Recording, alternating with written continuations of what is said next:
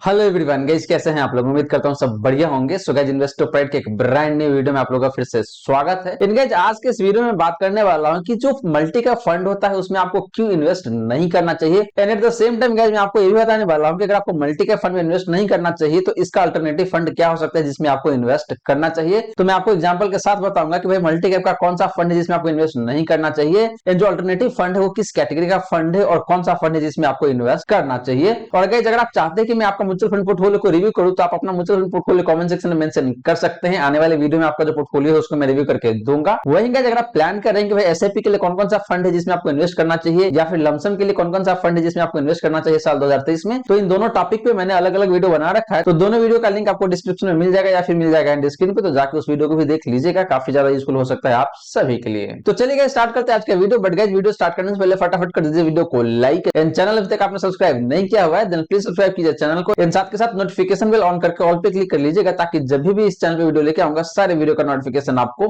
मिलता रहेगा। वहीं गाइस, अगर आप इंटरेस्टेड है डायरेक्ट स्टॉक इन्वेस्टिंग में तो इसके लिए मैंने अलग से चैनल बनाया हुआ है। उस चैनल का लिंक आपको डिस्क्रिप्शन में मिल जाएगा, तो जाइए फटाफट उस चैनल को भी सब्सक्राइब कर लीजिएगा। गाइस, बता दो कि उस चैनल पर भी आपको एक भी वीडियो नहीं मिलेगा, बहुत ही जल्दी वीडियो आने वाला है। तो फटाफट जाइए सब्सक्राइब कर लीजिए चैनल को, नोटिफिकेशन बेल ऑन करके ऑल पे क्लिक कर लीजिएगा ताकि जब भी पहला वीडियो लेके आऊंगा उस चैनल पे उस वीडियो का नोटिफिकेशन आपको जरूर मिलेगा गाइस। तो चलिए स्टार्ट करते हैं आज का वीडियो। सबसे पहले बात करते हैं कि भाई कौन कौन सा पॉइंट है, कौन कौन सा कारण है जिसकी वजह से आपको मल्टी कैप फंड में इन्वेस्ट नहीं करना चाहिए। तो गाइस, सबसे पहले बात करें flexi cap fund and multi cap fund का बेसिक डिफरेंस का। तो गाइस, यहाँ पे कुछ क्राइटेरियाज है जिसके बेसिस पे हम लोग डिफरेंस ड्रॉ करने की कोशिश करेंगे। तो सबसे पहले बात करें गाइस एसेट एलोकेशन का, तो सेबी का जो रिसेंट गाइडलाइंस है उसके बेसिस पे देखे तो जो मल्टी कैप फंड होता है उसको मिनिमम 75% इक्विटी में एलोकेट करना होता है। वहीं बात करें फ्लेक्सी कैप फंड का, तो यहाँ पे ये जो एलोकेशन है ये कम है, यानी कि जो एलोकेशन है एज पर सेबी गाइडलाइंस वो है आपका 65% का। इसका मतलब क्या निकल के आता है गाइस कि जो मल्टी कैप फंड है उसको अपने टोटल कैपिटल का कम से कम 75% हिस्सा जो है इक्विटी में एलोकेट करना पड़ेगा, इक्विटी एसेट क्लास में, एंड बाकी 25% है वो रिमेनिंग एसेट क्लास में वो एलोकेट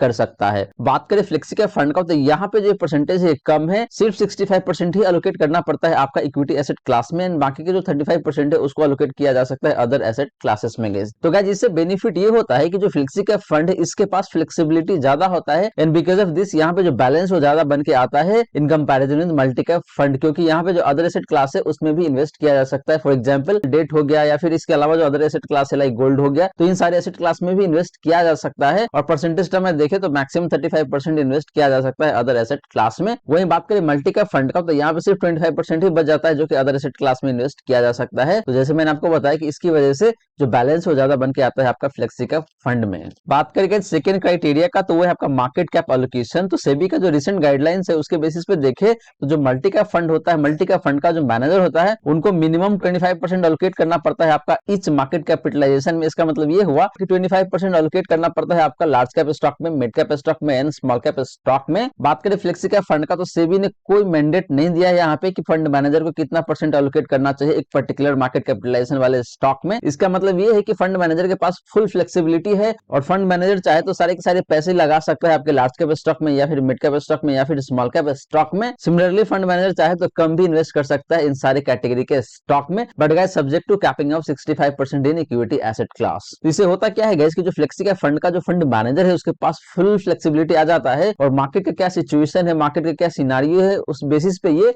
अपना इन्वेस्टमेंट वेरी करता रहता है कि भाई किस स्टॉक में कितना इन्वेस्ट करना चाहिए, यानी कि किस कैटेगरी के स्टॉक में कितना इन्वेस्ट करना चाहिए। एग्जांपल के रूप में हमने बात की कि भाई लार्ज कैप स्टॉक में कितना इन्वेस्ट करना चाहिए, मिड कैप में कितना इन्वेस्ट करना चाहिए एंड स्मॉल कैप में कितना इन्वेस्ट करना चाहिए। तो फंड मैनेजर मार्केट को असेस करता है और देखता है कि भाई लार्ज कैप स्टॉक में ज्यादा गिरावट आया है, इन दैट केस ये अपना एलोकेशन लार्ज कैप स्टॉक में बढ़ा देता है। सिमिलरली फंड मैनेजर बाकी की जो कैटेगरी है वहां पे भी देखता है कि भाई स्मॉल कैप का क्या सिचुएशन है, मिड कैप का क्या सिचुएशन है, ना अकॉर्डिंगली वो डिसीजन लेता है और अपना एलोकेशन बढ़ाता है या फिर घटाता है। तो इससे होता क्या है गाइस कि जो फ्लेक्सी का फंड है वो काफी सही रिटर्न आपको देता है, काफी ऑप्टिमाइज रिटर्न आपको देता है वहां पे। तो ये एक बेनिफिट रहता है आपका फ्लेक्सी का फंड के साथ, जो फ्लेक्सिबिलिटी आपका मल्टी कैप फंड के साथ नहीं है। तो ये एक डिमेरिट है मल्टी कैप फंड का गाइस। बात करेंगे नेक्स्ट क्राइटेरिया का, तो वो भी देखे तो कहीं ना कहीं मार्केट कैप एलोकेशन से रिलेटेड है और हमने ऑलरेडी बात कर लिया, वो है आपका फ्लेक्सिबिलिटी का। तो जैसे हमने बात किया कि भाई मल्टी कैप फंड होता है यहाँ पे कोई फ्लेक्सिबिलिटी नहीं मिलता है फंड मैनेजर को, but guys flexi cap fund का जो फंड मैनेजर मैनेजर होता है इसके पास फुल फ्लेक्सिबिलिटी होता है, ये मार्केट सिनेरियो के हिसाब से अपना इन्वेस्टमेंट करता है, वो चाहे बात करें लार्ज कैप स्टॉक का या फिर मिड कैप स्टॉक का या फिर स्मॉल कैप स्टॉक का। बात करेगा नेक्स्ट क्राइटेरिया का, तो वो है आपका सुटेबिलिटी का, यानी कि कौन सा फंड किस टाइप के इन्वेस्टर को सूट करता है। तो बात करेंगे मल्टी कैप फंड का, तो मल्टी कैप फंड वैसे इन्वेस्टर के लिए काफी सही रहता है जिसका रिस्क एपेटाइट काफी एग्रेसिव नेचर का है और उसका इन्वेस्टमेंट ड्यूरेशन काफी लंबा होता है, यानी कि 10 से 15 साल के आसपास में कम से कम इन्वेस्टमेंट ड्यूरेशन है, वैसे इन्वेस्टर के लिए काफी सही रहता है आपका मल्टी कैप फंड। इसके पीछे रीजन है गाइस कि मल्टी कैप फंड में आपका 50% एलोकेशन होता है आपका small cap and mid cap का, जो कि कहीं ना कहीं देखे तो काफी वोलेटाइल रहता है। तो लंबे समय में आपका जो small cap and mid cap stock है वो काफी सही रिटर्न देता है और आपको काफी अच्छा खासा प्रॉफिट बना के देता है। तो यही रीजन है जिसकी वजह से मल्टी कैप फंड वैसे इन्वेस्टर के लिए काफी सही रहता है जिनका रिस्क एपेटाइट काफी अग्रेसिव नेचर का है और उनका इन्वेस्टमेंट ड्यूरेशन काफी लंबे समय का है। फॉर एग्जांपल मैंने बताया आपको कि 10 से 15 साल के आसपास में होता है, उनके लिए काफी सही रहता है मल्टी कैप फंड। वहीं गाइस बात करें फ्लेक्सी कैप फंड का, तो फ्लेक्सी कैप फंड भी देखे तो लंबे समय के लिए ही अच्छा होता है, लेकिन यहाँ पे देखे तो वैसे इन्वेस्टर के लिए काफी सही रहेगा जिनका रिस्क एपेटाइट थोड़ा सा कम भी है तो चलेगा, यानी कि मॉडरेटली हाई रिस्क इन्वेस्टर है उनके लिए काफी सही रहता है आपका फ्लेक्सी कैप फंड। हालांकि गाइस देखे तो फ्लेक्सी कैप फंड का भी रिस्क प्रोफाइल कम नहीं होता है, हाई लेवल पे ही आता है, लेकिन मल्टी कैप फंड से कम रिस्की होता है आपका फ्लेक्सी कैप फंड। इसके पीछे रीजन है कि जो फंड मैनेजर होता है वो समय समय पे देखता है कि भाई किस स्टॉक में कितना इन्वेस्ट करना चाहिए, जिसकी वजह से देखे तो रिस्क काफी बैलेंस हो जाता है आपका फ्लेक्सी कैप फंड का। तो गाइस ये कुछ बातें रही आपका मल्टी कैप फंड्स का एंड फ्लेक्सी कैप फंड का, और यहाँ पे हमने देखा कि दोनों में से बेहतर कौन सा हो सकता है और किस तरीके के इन्वेस्टर के लिए कौन सा फंड सही रहता है। अब चलिए गाइस बात करते हैं कि जो फ्लेक्सी कैप फंड है एंड मल्टी कैप फंड है इसका रिस्क रेशियोज कैसा होता है। मैं किसी एक पर्टिकुलर फंड के बारे में बात नहीं करूंगा गाइस, मैं बात करूंगा कैटेगरी एवरेज का, और वहां पे मैं देखूंगा कि जो फ्लेक्सी कैप फंड है या फिर जो मल्टी कैप फंड है दोनों का रिस्क रेशियोज कैसा रहता है, कौन सा हाई रिस्क नेचर का होता है और कौन सा रिलेटिवली कम रिस्क नेचर का होता है। तो गाइस बात करें रिस्क रेशियोज का, तो सबसे पहले बात करेंगे स्टैंडर्ड डिवीजन का। तो यहाँ पे जो फ्लेक्सी कैप फंड है इसका कैटेगरी एवरेज का जो स्टैंडर्ड डिवीजन होता है गाइस वो है आपका 21.62% का। बात करें मल्टी कैप फंड का, तो इसका कैटेगरी एवरेज का जो स्टैंडर्ड डिवीजन होता है गाइस वो है आपका 23.46% का। इसका मतलब ये निकल के आता है गाइस कि जो फ्लेक्सी कैप फंड होता है इन जनरल कम वोलेटाइल होता है अगर आप कंपेयर करते हैं मल्टी कैप फंड से, क्योंकि मल्टी कैप फंड का स्टैंडर्ड डिवीजन यहाँ पे ज्यादा दिख रहा है और फ्लेक्सी कैप फंड का स्टैंडर्ड डिवीजन आपको कम दिख रहा है। बात करें शार्प रेशियो का, तो शार्प रेशियो केस में देखिए तो जो फ्लेक्सी कैप फंड है इसका शार्प रेशियो निकल के आता है आपका 0.72 का। मल्टी कैप फंड की बात करें तो इसका जो शार्प रेशियो निकल के आता है वो आपका 0.8 का। इसका मतलब ये है गाइस कि जो मल्टी कैप फंड होता है वो जनरली आपको better risk adjusted return provide करता है अगर आप कंपेयर करते हैं फ्लेक्सी कैप फंड से, लेकिन बहुत ज्यादा का डिफरेंस आपको नहीं मिलेगा यहाँ पे, क्योंकि फ्लेक्सी कैप फंड का जो शार्प रेशियो है वो आपका 0.72 का एंड मल्टी कैप फंड का जो शार्प रेशियो है गाइस वो है आपका 0.8 का। बात करके अल्फा का, तो अल्फा के केस में देखें तो जो फ्लेक्सी कैप फंड है इन जनरल जो अल्फा जनरेट करता है वो आपका 0.73% का। वहीं मल्टी कैप फंड की बात करें तो इसका जो अल्फा निकल के आता है गाइस वो है आपका 2.65% का। इसका मतलब ये है गाइस कि जो फ्लेक्सी कैप फंड होता है वो अपने बेंचमार्क इंडेक्स के कंपैरिजन में सिर्फ 0.73% एक्स्ट्रा परफॉर्म करके देता है। बात करें मल्टी कैप फंड का, तो मल्टी कैप फंड आपको 2.65% एक्स्ट्रा परफॉर्म करके देता है in comparison with benchmark index. तो अल्फा काफी बेहतर दिख रहा है आपका मल्टी कैप फंड का अगर आप कंपेयर करते हैं फ्लेक्सी कैप फंड से। तो लास्टली बात करें गाइस पोर्टफोलियो टर्नओवर रेशियो का, तो फ्लेक्सी कैप फंड का जो टर्नओवर रेशियो निकल के आता है गाइस वो है आपका 70% का। मल्टी कैप फंड की बात करें तो इसका जो टर्नओवर रेशियो निकल के आता है वो आपका 115% का, जो कि गाइस काफी ज्यादा दिख रहा है अगर आप कंपेयर करते हैं फ्लेक्सी कैप फंड से। तो पोर्टफोलियो टर्नओवर रेशियो कम होने का मतलब ये निकल के आता है गाइस कि जो उस पोर्टफोलियो का जो फंड मैनेजर है उसको काफी ज्यादा ट्रस्ट है अपने स्टॉक पिकिंग पे और वो फ्रीक्वेंटली चेंज नहीं करता है स्टॉक्स को। वहीं टर्नओवर रेशियो अगर ज्यादा है किसी एक फंड का, इसका मतलब ये है कि उस फंड का जो फंड मैनेजर है उसको ज्यादा ट्रस्ट नहीं है अपने स्टॉक पे और काफी फ्रीक्वेंटली चेंज करता रहता है स्टॉक्स को। तो गाइस ये रही मोटा मोटी बातें आपका रिस्क रेशियोज का, और यहाँ पे देखें तो काफी मिक्स सा है। अगर बात करें रिस्क लेवल का तो जो मल्टी कैप फंड है उसका रिस्क लेवल ज्यादा हो जाता है, एंड बात करें कम रिस्क का तो निकल के आता है आपका फ्लेक्सी कैप फंड। अब चलिए गाइस बात करते हैं हिस्टोरिकल परफॉर्मेंस का, और वहां पे देखते हैं कि भाई मल्टी कैप फंड बेहतर कर रहा है या फिर आपका फ्लेक्सी कैप फंड बेहतर कर रहा है। तो बात करेंगे हिस्टोरिकल परफॉर्मेंस का, तो हम लोग बात करेंगे लमसम रिटर्न का, और यहाँ पे बात करेंगे लास्ट 1 ईयर का परफॉर्मेंस का। तो जो फ्लेक्सी कैप फंड है इसका परफॉर्मेंस जो दिखेगा वो है आपका मोटा मोटी 6% का। मल्टी कैप फंड की बात करेंगे तो इसका जो लास्ट 1 ईयर का परफॉर्मेंस है वो आपका 7.16% का। तो गाइस लास्ट 1 ईयर में आपका जो मल्टी कैप फंड है वो काफी बेहतर परफॉर्म करता हुआ नजर आ रहा है यहाँ पे। बात करेंगे लास्ट 3 ईयर का, तो लास्ट 3 ईयर के केस में देखें तो जो फ्लेक्सी कैप फंड है इसका परफॉर्मेंस है आपका 18.74% का, जो कि काफी सही रिटर्न दिख रहा है मुझे यहाँ पे, मोटा मोटी 19% का रिटर्न है ये। वही मल्टी कैप फंड की बात करेंगे तो इसका जो परफॉर्मेंस है लास्ट 3 ईयर का वो है आपका 22.06% का, ऑलमोस्ट 22% कह सकते हैं आप, जो कि काफी बेहतर है।